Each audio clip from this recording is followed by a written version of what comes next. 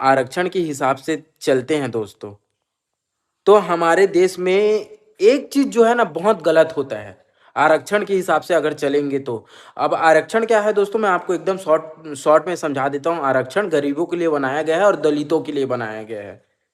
जो एकदम गरीबी से जी रहे हैं और दलित समाज से बिलॉन्ग करते हैं, उनके लिए आरक्षण बनाया गया है, जिसमें एसटी और एससी और ओबीसी और जनरल कैटेगरी के 4 कैटेगरी है, चारों कैटेगरी में आते हैं। लेकिन ओबीसी को बहुत ऊंचा दर्जा दिया गया है और एसटी एससी को एकदम नीचा दर्जा दिया गया है। यही है आरक्षण। अब आरक्षण के दुष्प्रभाव मैं आपको बताता हूं दोस्तों।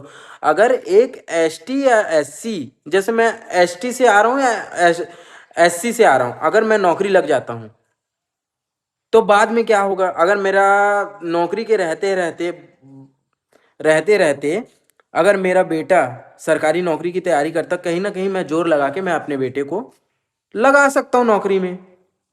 अब उसमें क्या होगा दोस्तों पता है, जो ओबीसी है या जर्नल है, उस कैटेगरी वाले को वो सीट नहीं मिल पाएगा। तो मैं भारत के एक कानून और नियम से एक ही सवाल करना चाहूंगा, अगर आरक्षण आप दे रहे हैं तो ठीक है, हमको कोई उससे परेशानी नहीं है।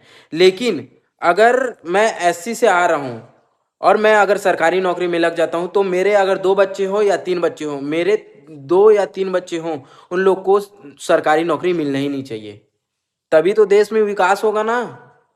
अगर मैं सरकारी नौकरी में लग गया तो कहीं ना कहीं मैं जेक लगा के या पैसा खिला के सरकार को अपने बच्चे को भी लगा सकता हूं। तो ये भेदभाव नहीं होना चाहिए।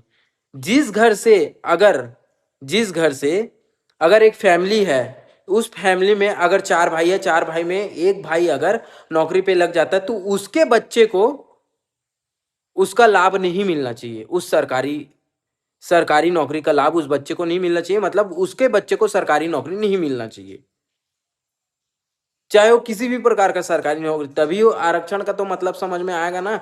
अब ये तो ना है भाई कि तुम दलित को या एक गरीब को नौकरी दे रहे हो आरक्षण के तौर पे।